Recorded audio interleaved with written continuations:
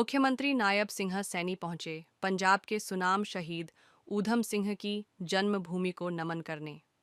शहीद ऊधम सिंह कंबोज के कार्यक्रम में आई जनता को संबोधित करते हुए समाज सेवी श्री सुरेंद्र ने कहा, गुरुवे बुद्धि साक्षिणे नमो विज्ञान रूपाय परमानंद रूपणे अद्वितीयाय महते गोविंदाय नमो नमः।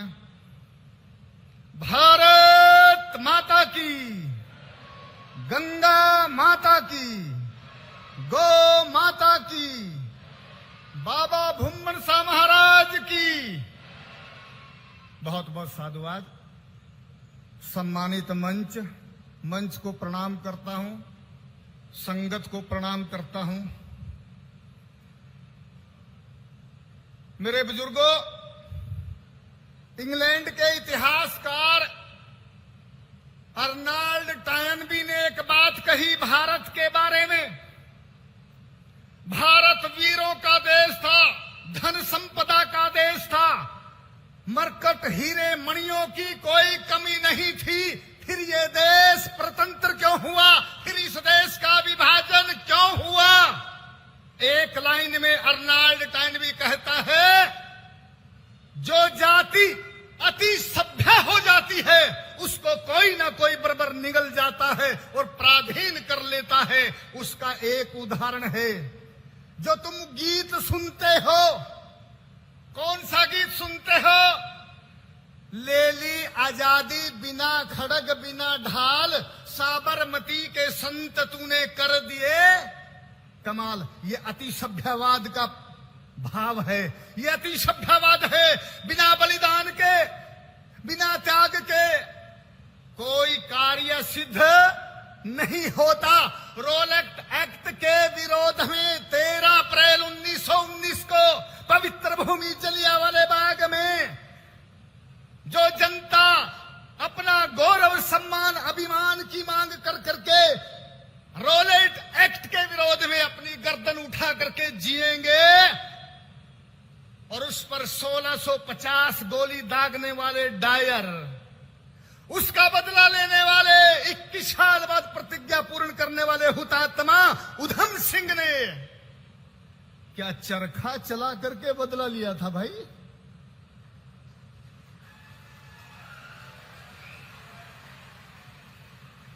एक हड़काया कुत्ता अगर गली में घुस जाए बिना लटके जाता है क्या? है? जाता है क्या? इसलिए वक्त कहता है, जीना उसका जीना है जो तान के सीना जीता है। यही राम की रामायण है, यही कृष्ण की गीता है, लिखा है यही पुराणों में और वेदों का है सार यही। सत्य सनातन नवीन पुरातन, एक पते की बात यही। जब तक सत्य के साथ साथ शक्ति का संधान नहीं होगा, सत्य सनातन सृजनता का, तब तक सम्मान नहीं होगा। नदिया के अलग अलग कोने मिल सकते नहीं मिलाने से, रावण दुर्योधन दुशासन न समझेंगे समझाने से।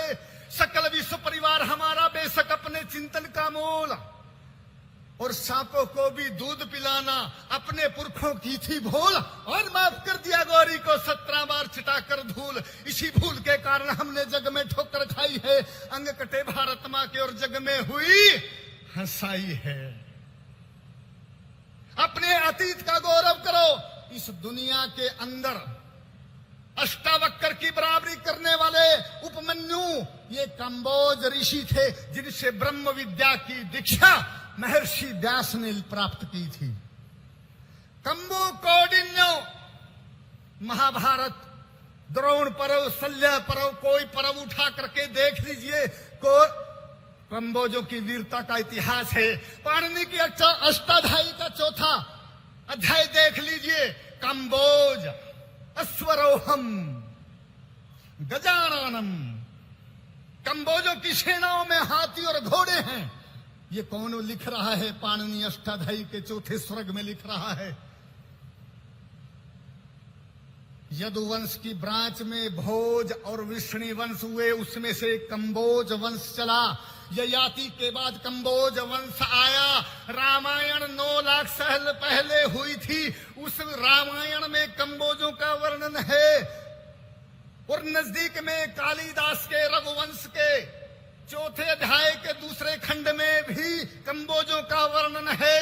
एक गौरवमयी जाति है जो अपने गौरव को नहीं पहचानती। ये वो पंजाब धरा है, वो बलिदानी धरा है, ये उधम सिंह की धरा है जिसने अपने लाखों अनन्य वीरों को भारत माता के चरणों में समर्पित किया है। फिर ये गीत कैसे गाया गया भारत के अंदर, इसका विचार करके आज संकल्प लेकर के जाना है।